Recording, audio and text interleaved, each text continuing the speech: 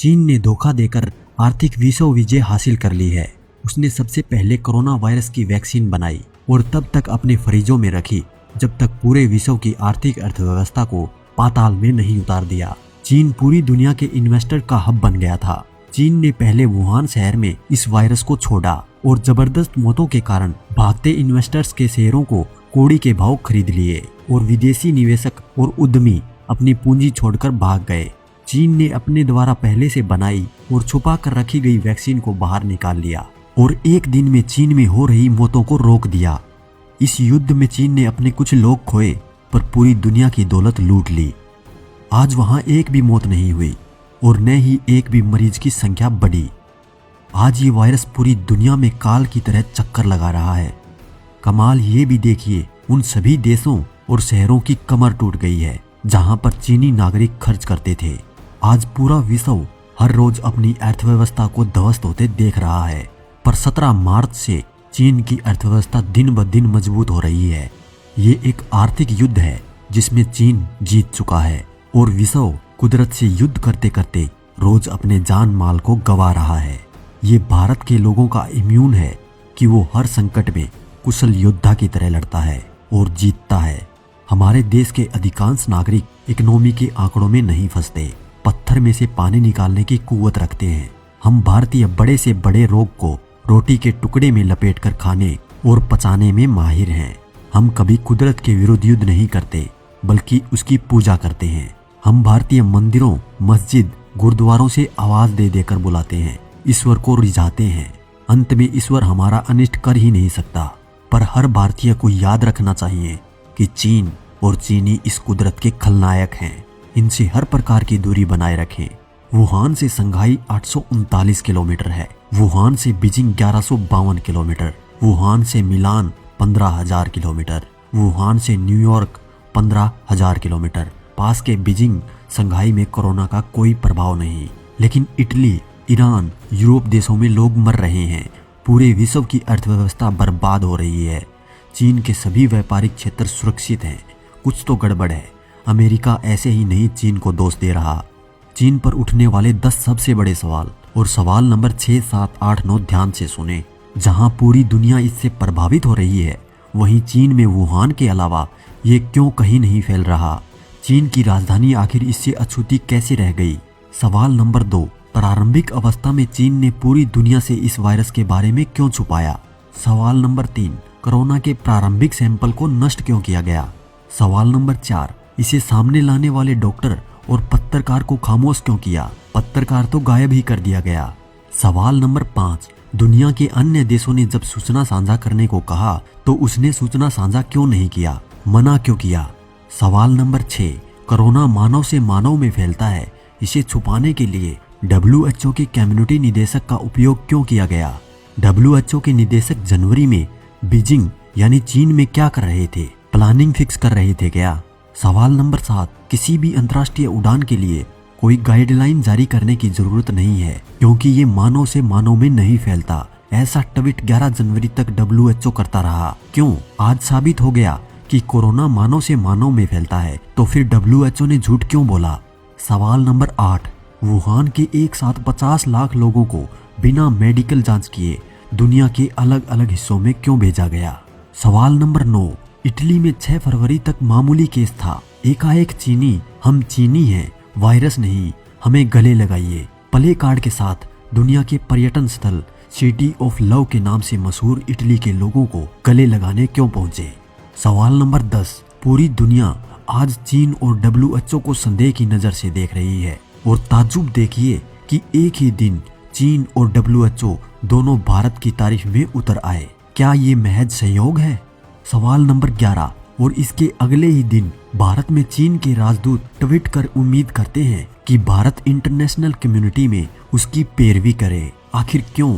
नेहरू की एक गलती का खामियाजा हम भुगत चुके हैं। ये मोदी सरकार है और उम्मीद है वो कम से कम ये गलती दोबारा नहीं दोहराएगी। सवाल नंबर 12, सार्क से लेकर G20 तक की बैठक PM मोदी के कहने पर हो रही है। संकट के समय में भारत वर्ल्ड लीडर के रूप में उभरा है। Italy, Germany, Spain, France, Britain, America तक जब कोरोना से निपटने में असफलता हो रही है तो PM मोदी की पहल पर भारत इससे कहीं बेहतर तरीके से डील कर रहा है।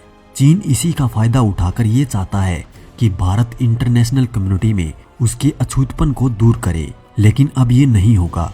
चीन संदेह के घेर में है और रहेगा। चीन का पूरी दुनिया पर हावी होने का तरीका भी जान लीजिए। सबसे पहले एक वायरस और उसकी दवा बनाई, फिर वायरस फैलाया, अपनी क्षमता का प्रदर्शन करते हुए रातों रात अस्पतालों का निर्माण कर लिया। आखिरकार वे पहले से ही तैयार थे। परियोजनाओं के साथ साथ उपकरण का आदेश देना, श्रम, पानी और सीवरेज नेटवर्क को किराए पर लेना, पूर्व निर्मित निर्माण सामग्री और एक प्रभावशाली मात्रा में स्टॉक, ये सब उस रणनीति का हिस्सा थे। परिणाम स्वरूप दुनिया में वायरस के साथ साथ अराजकता फैलने लगी, खास करके यूरोप में। दर्जनों देशों की अर्थव्यवस्था त्वरित रूप से प्रभावित हुई। अन्य देशों के कारखानों की उत्पादन लाइनें बंद हो गई। इसका परिणाम ये हुआ कि शेयर बाजार में जबरदस्त गिरावट हुई। चीन ने अपने देश में महामारी को जल्दी से नियंत्रित कर लिया। रातों रात वुहान से कोरोना के नए मरीज मिलना बंद ही हो गए। ये कैसे संभव है, जबकि इटली जैसा देश इस स्थिति को नहीं संभाल पा रहा, क्योंकि चीन पहले से ही तैयार था। परिणाम स्वरूप उन वस्तुओं की कीमत कम हो गई जिनसे वो बड़े पैमाने पर तेल आदि खरीदता है।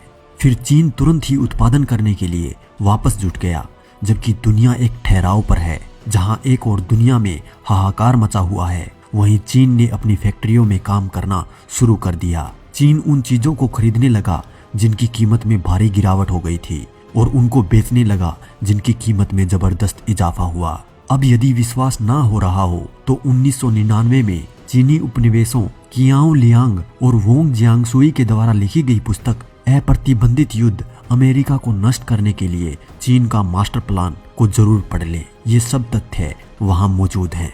अब इस बारे में भी जरा ध्यान से सोचिए, कैसे रूस और उत्तर कोरिया कोविड-19 यानी कोरोना से पूरी तरह मुक्त हैं, क्योंकि वे चीन के कट्टर सहयोगी हैं। इन दो देशों में एक भी मामले की सूचना नहीं मिली, क्योंकि दूसरी ओर दक्षिण Korea, United kingdom, Italy, Spain और एशिया गंभीर रूप से प्रभावित है, क्योंकि ये सब चीन के विरुद्ध हैं। एक सबसे बड़ा सवाल ये उठता है कि वुहान अचानक घातक वायरस से कैसे मुक्त हो गया। अगर कोई चीन से ये सवाल पूछे कि कैसे हुआ वुहान अचानक घातक वायरस से मुक्त, तो चीन ये कहेगा कि उनके प्रारंभिक उपाय बहुत कठोर थे और वुहान को अन्य क्षेत्रों में फैलाने के लिए बंद यानी लॉकडाउन कर दिया गया था। परंतु ये जवाब बड़ा ही मजाकिया है। ऐसा होता तो बाकी के देशों में भी ये इतना नहीं फैलता और एक शहर तक ही सीमित रहता। ये 100% सत्य है कि वे वायरस की एंटीडोट का उपयोग कर रहे हैं। बीजिंग में कोई क्यों नहीं मारा गया, केवल वुहान ही क्यों? दिलचस्प विचार है ये। खैर, वुहान अब व्यापार के लिए खुल गया है। अमेरिका और उपयुक्त सभी देश आर्थिक रूप से तबाह हैं। जल्दी ही अमेरिकी अर्थव्यवस्था चीन की योजना के अनुसार ढह जाएगी। चीन जानता है कि वो अमेरिका को सैन्य रूप से नहीं हरा सकता, क्योंकि वर्तमान में इस हिसाब से अमेरिका विश्व में सबसे बड़ा ताकतवर देश है। तो ये है चीन का विषय विजय फार्मूला। वायरस का उपयोग करें दूसरे देश की अर्थव्यवस्था और रक्षा क्षमताओं को पंगु बनाने के लिए। निश्चित ही नैन्सी पेलोसी को इसमें एक सहायक बनाया गया था। कारण था ट्रंप को टक्कर देने के लिए। राष्ट्रपति ट्रंप हमेशा ये बताते रहे हैं कि कैसे ग्रेट अमेरिकन अर्थव्यवस्था सभी मोर्चे में सुधार कर रही है। अमेरिका ग्रेट अगेन बनाने की उनकी दृष्टि को नष्ट करने का एकमात्र तरीका आर्थिक तबाही था। नैन्सी पेलोसी ट्रंप के खिलाफ महाभियोग लाने में असमर्थ थी, इसलिए चीन के साथ मिलकर एक वायरस जारी करके ट्रंप को नष्ट करने का ये तरीका उन्होंने अपनाया। वुहान तो महामारी का सिर्फ एक प्रदर्शन था, अब ये वायरस महामारी को चरम पर ले जा चुका है। चीन के राष्ट्रपति शी जिनपिंग उन प्रभावित क्षेत्रों का दौरा करने के लिए बस एक साधारण R1 फेस मास्क पहनकर पहुंचे थे। राष्ट्रपति के रूप से उन्हें सिर से पैर तक ढका जाना चाहिए था, लेकिन ऐसा नहीं था। वायरस के किसी भी तरह के नुकसान का विरोध करने के लिए उन्हें पहले ही इंजेक्शन लगाया गया था। इसका मतलब है कि वायरस के निकलने से पहले ही उसका इलाज चल रहा था। अब यदि आप तर्क दें कि बिल गेट्स ने पहले ही 2015 में एक वायरस फैलाने की भविष्यवाणी कर दी थी, इसलिए चीनी एजेंडा सच नहीं हो सका, तो उत्तर है हाँ, बिल गेट्स ने भविष्यवाणी की थी, लेकिन ये भविष्यवाणी एक वास्तविक वायरस के प्रकोप पर आधारित थी, न कि मानव जनित। जब चीन ये बता रहा है कि वायरस का पहले से ही अनुमान था, ताकि इसका एजेंडा उस भविष्यवाणी से मेल खा सके और सब कुछ प्राकृतिक लगे। अभी भी यदि वो प्रमाणिक तथ्य आपको बनावटी लगता है, तो आगे खुद देखिएगा चीन का अगला कदम गिरती हुई आर्थिक अर्थव्यवस्था के कगार का सामना करने वाले देशों से अब स्टॉक खरीदकर विश्व आर्थिक व्यवस्था को अपने नियंत्रण में करना। बाद में चीन ये घोषणा करेगा कि उनके मेडिकल शोधकर्ताओं ने वायरस को नष्ट करने का इलाज ढूंढ लिया है। अब चीन के पास अपनी सेनाओं के शस्त्रागारों में अन्य देशों के स्टॉक हैं और ये देश जल्द ही मजबूरी में अपने मालिक के गुलाम होंगे। एक बात और, जिस चीनी डॉक्टर ने इस वायरस का खुलासा किया था वो भी चीनी अधिकारियों द्वारा हमेशा के लिए खामोश करवा दिया गया। सोचिए, अगर वीडियो में कहीं बात समझ नहीं आई तो एक बार फिर से ध्यान से सुने। और दोस्तों, जिसको वीडियो में कहीं बातें सही लगी तो इस वीडियो को लाइक करने के साथ साथ चैनल को सब्सक्राइब जरूर करें, ताकि हम आगे जब भी वीडियो डालें तो आपको नोटिफिकेशन मिल सके। तो दोस्तों, इस वीडियो में इतना ही। मैं मिलूंगा आपसे अगली वीडियो में। तब तक आप घर ही रहें, सुरक्षित रहें, अपना और अपने बच्चों का ध्यान रखें। अपना कीमती समय हमें देने के लिए धन्यवाद।